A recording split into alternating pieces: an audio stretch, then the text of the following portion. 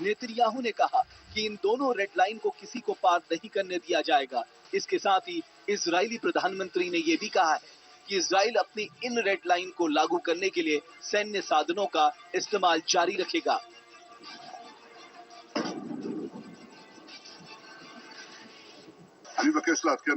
मैं आपको संक्षेप में बताना चाहूंगा कि हमने सीरिया में क्या किया है और आगे क्या करने जा रहे हैं। हमने एक स्पष्ट नीति निर्धारित की है। दमिश्क के दक्षिण में गोलान हाइट से लेकर ड्रूज पर्वतीय क्षेत्र तक के क्षेत्र का विसैन्यकरण किया है।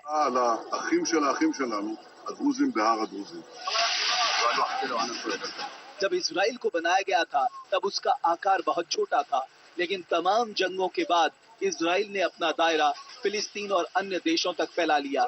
आज की तारीख में अगर आप इजराइल का नक्शा देखेंगे तो पाएंगे कि उसके क्षेत्र का प्रसार हो रहा है और इसमें जो अड़चन बन रहा है उस पर इजराइल बारूदी बौछार कर रहा है।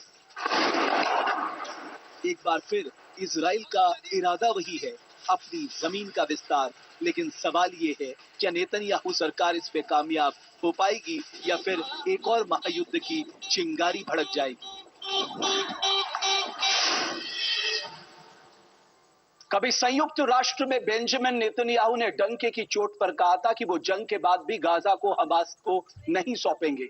तब से ही कहा जा रहा था कि नेतन्याहू दिन रात ग्रेटर इजराइल बनाने की राह पर हर कदम आगे बढ़ रहे हैं। तो चलिए हम आपको समझाते हैं कि ग्रेटर इजराइल की सोच क्या है। ग्रेटर इजराइल की कल्पना है मिस्र, लेबनान,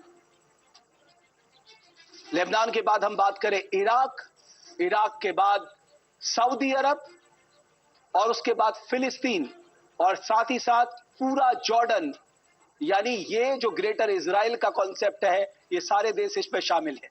इसका मतलब ये हुआ कि ग्रेटर इजराइल नील नदी से लेकर इराक की फरात नदी तक फैला हुआ होगा। इस पूरे क्षेत्र में फिलहाल 8 से ज्यादा देश शामिल हैं। अगर इस विशाल यहूदी राज्य की परिकल्पना साकार होती है तो इसकी सीमाएं लेबनान से सऊदी अरब के ग्रेट डेजर्ट तक फैली होंगी। ग्रेटर इजराइल योजना में मक्का, मदीना और यहूदियों के लिए पवित्र माने जाने वाले माउंट सिनाई पर कब्जा करना शामिल है। यहां आपको बताते चले कि जिन 8 देशों की बात हम ग्रेटर इजराइल के तहत कर रहे हैं, इनमें से सभी के साथ इजराइल कभी ना कभी युद्ध हार चुका है। मतलब हारने के बाद भी लक्ष्य को पाने की बेकरारी इजराइल के नस नस में बसी हुई है। क्या सीरिया फिर से गृह युद्ध की तरफ बढ़ रहा है? क्या सीरिया के हालात आने वाले दिनों में बेहद खराब होने जा रहे हैं? ये सवाल इसलिए उठ रहा है क्योंकि जिस तरह से सीरिया में 2 समुदाय के लोग आपस में लड़ रहे हैं, उससे देश में अशांति फैल गई है और इसी हालात ने नेतन्याहू को एक मौका दे दिया है अपने ग्रेटर इजराइल के सपने को जमीन पर उतारने का। भले ही अमेरिका युद्ध विराम कराने में लगा हो, लेकिन जानकार मानते हैं कि कहीं ना कहीं नेतन्याहू के प्लान को ट्रंप का अप्रत्यक्ष समर्थन हासिल है। قصف جديد، قصف جديد يا شباب، قصف جديد ما بنهاية الأركان خالص.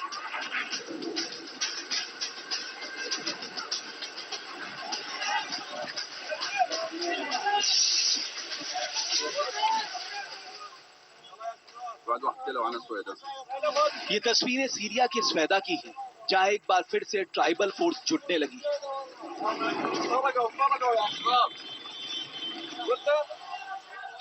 इजराइल के हमले से इन कबाइलियों का गुस्सा भड़का दिया है और एक बार फिर से ड्रूज समुदाय के खिलाफ बेडोइन जनजातियों ने संघर्ष शुरू कर दिया है।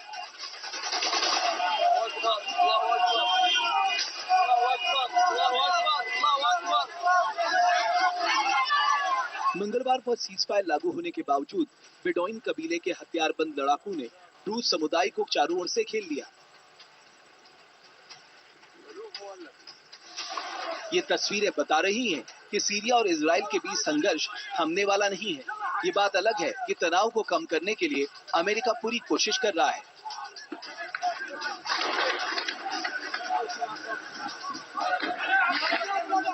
I'm sorry, we want the fighting to stop because we had a ceasefire overnight that broke down again. So we're talking to both sides, all sides on this, and hopefully we can bring it to a conclusion. But we're very concerned. Syria के अंतरिम राष्ट्रपति अहमद अल शरा ने भी कहा है कि उनकी सरकार ड्रूज समुदाय की सुरक्षा के लिए प्रतिबद्ध है। हालांकि इजराइल के हमलों से अल-शरा बेहद खफा है।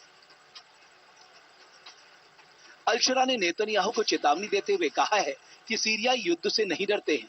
ऐसे में इजराइल की सेना और नेतन्याहू सरकार अपनी हथपार न करे। हम उन लोगों में से नहीं हैं जो युद्ध से डरते हैं। हम वो लोग हैं जिन्होंने अपना जीवन चुनौतियों का सामना करते हुए और अपने लोगों की रक्षा करते हुए बिताया है। दरअसल ड्रूज अरबी भाषी धार्मिक और जाति अल्पसंख्यक समुदाय है, जिसकी सीरिया में अनुमानित जनसंख्या करीब 7 लाख है, जिनमें से अधिकांश दक्षिणी स्वेदा प्रांत में रहते हैं, जबकि इजराइल में करीब 1,30,000 ड्रूज रहते हैं। इसके अलावा इस समुदाय के लोग लेबनान और जॉर्डन में भी रहते हैं। इजराइल और यहूदी समुदाय के लोग ड्रूज समुदाय को अपने करीब पाते हैं। इसकी वजह यह है कि इस्लाम की मान्यताओं में यकीन नहीं करते हैं। ड्रूज समुदाय का एक अहम हिस्सा इजराइल में बसा है। इजराइल की सेना में भी इनकी अच्छी खासी भागीदारी है। यही वजह